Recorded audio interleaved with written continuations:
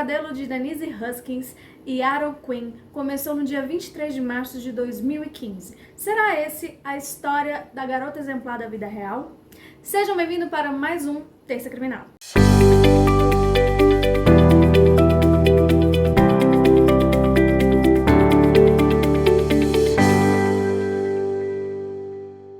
Antes de mais nada, eu peço de novo que você se inscreva se você não é inscrito, curta, comente, compartilhe, ajuda nesse canal para a gente continuar produzindo mais conteúdos para vocês. Em 23 de março de 2015, Mare Island, Vallejo, Califórnia, 911 recebe uma ligação do Aaron Quinn afirmando que sua namorada, Denise Huskins, tinha sido sequestrada naquela madrugada. Havia passado 6 horas desde que ela tinha sido levada pelo sequestrador e a polícia pergunta a Aaron por que ele demorou tanto tempo. Ele afirma que tinha sido dopado e amarrado com abraçadeiras. Cerca de 10 horas depois do sequestro, a polícia começa a periciar a casa de Aaron e começa a desconfiar de sua história. Aaron conta que foram acordados com luzes e uma arma apontada para ele, fez com que a Denise amarrasse Aaron, colocasse um fone de ouvido com a música para ele. Em algum momento desse sequestro, o sequestrador afirma que o alvo não era a Denise, mas a ex-namorada de Aaron, Andrea. Na casa não havia detectado entrada forçada e ele acordou 11h30 por conta dos medicamentos que ele havia tomado. O sequestrador disse para Aaron que ele não podia entrar em contato com a polícia e pediu 5 mil para resgatar a Denise. Só que o Aaron não podia sacar 5 mil reais, ele sacou apenas 3, então por isso ele foi até a polícia para avisar sobre o sequestro. Quanto à questão da ex-namorada de Aaron, a Andrea, eles trabalhavam juntos, já tinham terminado, a Denise também trabalhava naquele mesmo lugar. Ele chegou a mandar mensagens para Andrea falando que ainda sentia alguma coisa por ela e a Denise teria encontrado essas mensagens. Já na casa de Aaron, eles perceberam que a vizinhança era bem tranquila, ninguém ouviu nada. E aí os policiais começaram a desconfiar de Aaron e eles estavam procurando, na verdade, um corpo de Denise. Aaron passou cerca de 18 horas de interrogatório e eles estavam desconfiando dele. Ele percebeu que ele estava sendo o alvo, né, da desconfiança, então ele resolveu chamar o advogado. E depois de 31 horas do desaparecimento de Denise, um repórter que estava cobrindo a situação recebeu uma mensagem de áudio com a voz da Denise, falando: "Oi, eu sou a Denise Huskins, fui sequestrada, fora isso, estou bem." Nesse mesmo áudio, ela conta algum acontecimento daquele dia para mostrar que ela está viva e algo que só ela sabia sobre a vida pessoal dela. E o que mais chamou a atenção dos policiais foi que a voz da Denise estava calma, ela estava tranquila na mensagem. E também por que mandou essa mensagem para o repórter? Bom, o importante é que ela estava viva em algum lugar. Um tempo depois, o pai da Denise recebe a ligação, que era a Denise, falando que ela estava indo para a casa dele. Ela estava do lado da casa dele, cerca de 100 quilômetros de distância de onde ela foi levada. Ela não quis falar com a polícia, estava muito insegura de falar com a polícia, e aí a polícia começou a especular. Ela estava muito calma, ela estava na casa do pai e ainda não queria falar com a polícia. Será que Denise era garota exemplar da vida real? Pra quem não sabe, Garota Exemplar é um filme com a Rosamund Pike e Ben Affleck que conta a história de uma mulher que foge do seu próprio desaparecimento para poder colocar a culpa no marido e depois ela volta como se nada tivesse acontecido e fica tudo bem na vida dela. Só que, será se mesmo a Denise programou tudo isso para só se vingar do Aaron por conta da mensagem que ela viu no celular dele? Denise foi sequestrada às 5 da manhã do dia 23 de março de 2015, aos 30 anos de idade. Ela conta que foi obrigada a colocar um óculos de natação escurecido, drogada, amarrada com abraçadeiras e posta dentro do porta-malas do carro. Um tempo depois eles trocaram de carro e ela foi colocada dentro de um carro que pelo barulho ela escutou, achou que fosse um barulho de um Mustang. Eu não conheço barulho de Mustang, eu não saberia, mas ela sabia que era um barulho de Mustang. Enquanto ela estava no cativeiro, ainda vedada, ela conta que o sequestrador contava para ela que ele tinha estresse pós-traumático, que tinha TPT por conta de ter sido do exército E ainda que a ideia é que ela seria libertada em 48 horas, depois que o Aaron pagasse o resgate, e até deixando ela super calma. Após algumas horas de sequestro, esse sequestrador chega para ela e conta que eles têm um problema. Que eles não têm garantia, que ela não vai até a polícia, e para ter garantia ele tinha que filmá-la fazendo atos com ele, né? Atos com algum deles, na verdade, e que depois do sequestro, se ela chegasse a contar para a polícia, essa filmagem iria para as redes sociais, iria para a internet. E aí que ela foi violentada pela primeira vez. O sequestrador, logo em seguida, fala que perdeu o contato com Aaron e que eles precisavam fazer uma prova de vida. É aí que ela grava aquele áudio, né? E nesse momento ele diz que o vídeo não ficou verossímil. Então ele tinha que fazer outro vídeo, mas que ela tivesse mostrando que queria fazer aquele vídeo. Então, ela é violentada pela segunda vez. Depois disso, gente, o relato dela nessa parte da história é bem difícil. Pra mim, que sou mulher, é bem difícil, porque a gente se coloca no lugar da pessoa e, meu Deus, é complicado, né? E depois disso aí, depois dela ter sofrido mais essa violência, ele vai lá e mostra o vídeo do pai dela, que o pai dela pede pra que aonde ela estiver, que ela volte pra casa, e esse sequestrador fala que tá na hora dela voltar pra casa. Depois de 48 horas, a Denise é libertada, só que não em Vallejo, né? Porque ele disse que a cidade estava muito cheia de policiais.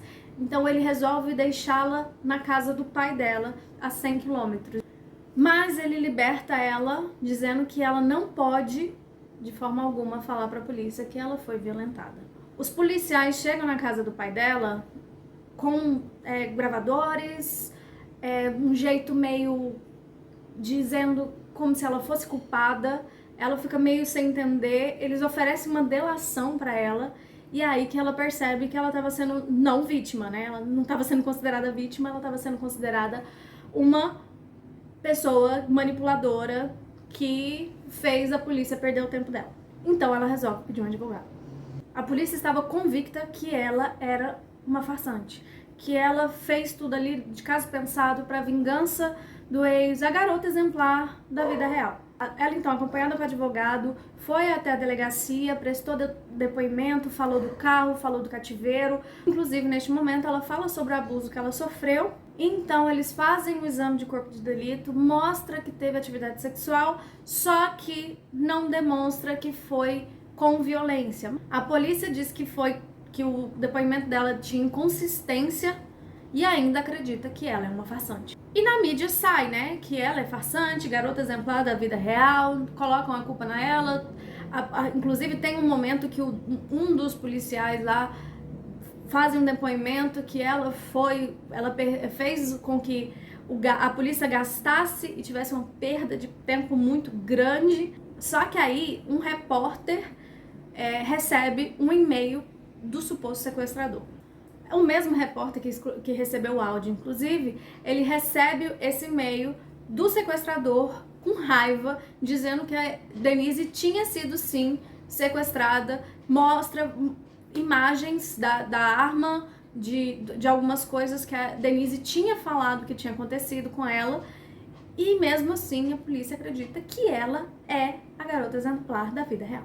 Em 5 de junho de 2015, 10 semanas após o fim do sequestro de Denise, a polícia recebe uma ligação de emergência afirmando uma invasão de domicílio em Dublin, Califórnia, cerca de 60 quilômetros de Vallejo. Durante essa invasão, o pai entra em luta corporal com o sequestrador e impede que sua filha seja sequestrada. Quando a polícia chega, o invasor havia fugido do local, mas tinha deixado abraçadeiras, fita adesiva e o celular. Os investigadores ligam no número celular para uma mulher, e essa mulher atende e fala que o número é do filho dela, Matthew Miller. E os policiais contam que encontraram o celular, que foi roubado, e queriam saber onde que o filho dela estava. E ela conta que o filho dela estava num chalé em South Lake Tahoe, acho que é assim que fala. Foram até o local e prenderam o Miller. Quando eles chegaram na casa, a casa estava uma bagunça, né? Encontraram objetos que ligavam à invasão, além de arma com laser amarrado, né, nessa arma, né? E uma das policiais lá viram que as janelas estavam tampadas. E nisso aí ela pensou, aconteceu algo mais grave do que só essa invasão. Havia também sedativos e um Mustang roubado do lado de fora da casa. Dentro do Mustang, a policial encontrou um óculos de natação e nesse óculos tinha um fio de cabelo loiro. Enquanto isso, a Denise e o Aaron continuavam sendo atacados e a polícia não mudava a sua linha de investigação no sequestro da Denise. A policial que encontrou os óculos queria encontrar quem era a vítima do cabelo loiro. Ela começou a procurar casos que poderiam ser ligados ao Miller e encontrou até mulheres que foram desacreditadas pela polícia, várias delas, só que nenhuma delas era loira. Então ela foi atrás do carro.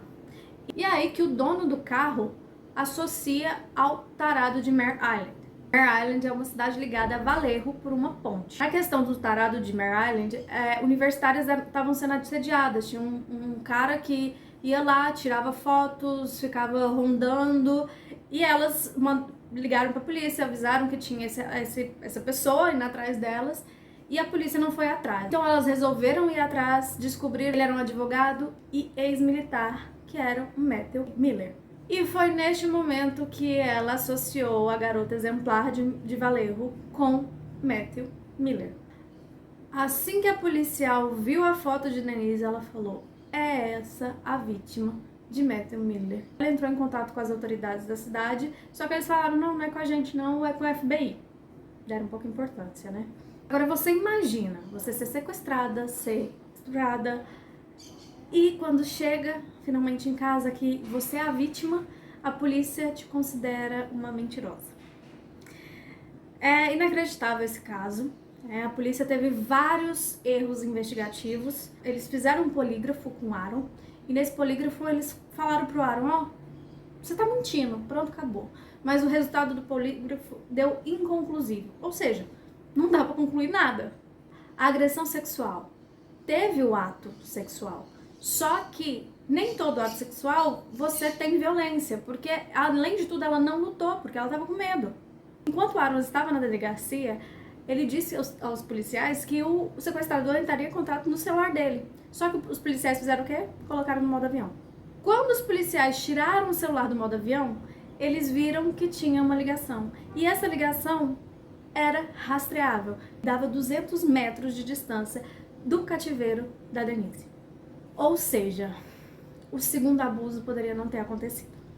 Esse caso, a polícia se recusou a investigar direito, a mídia tirou sarro da situação dos dois, enquanto isso os dois eram vítimas duplamente. Matthew Miller foi condenado a 40 anos de prisão por sequestro, estupro e roubo. Denise e Aaron entraram com processo contra a polícia, mas nenhum policial do caso foi punido. Enquanto a policial Misty foi a grande heroína, porque se não fosse ela indo atrás daquele fio de cabelo loiro, a Denise poderia ter sido considerada culpada do próprio sequestro. Eu confesso que me senti muito mal assistindo essa série por conta de tudo que essa mulher passou. Porque você imagina você ser sequestrada, você ser estuprada, você ser desacreditada depois, né? E tipo assim, gente, ela era vítima. Colocaram ela como a vilã da história, mas ela sempre foi a vítima. Ela foi duplamente vítima da situação. E tudo isso por conta de um filme.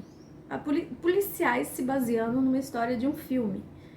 Tudo bem, eu sei que pode acontecer, mas poxa, investiga pelo menos. Não tira só uma conclusão, né? Eu achei que é uma história muito difícil de assistir. É muito difícil de você imaginar acontecendo isso com você mesmo, porque a gente sente, mulher principalmente, a gente sente essa situação, né? Então, eu acho que é uma história bem marcante e é bizarro quanto mulheres que são vítimas de assédio, de estupro, são desacreditadas perante a sociedade. A gente vê isso claramente nessa história. Essa história é baseada na minissérie de 3 episódios de Um Crime Americano disponível na Netflix. Espero que vocês tenham gostado do vídeo, né? A história é terrível, mas espero que vocês tenham gostado do vídeo. Curta, compartilhe, comente. Se você não é inscrito, se inscreva e até o próximo vídeo.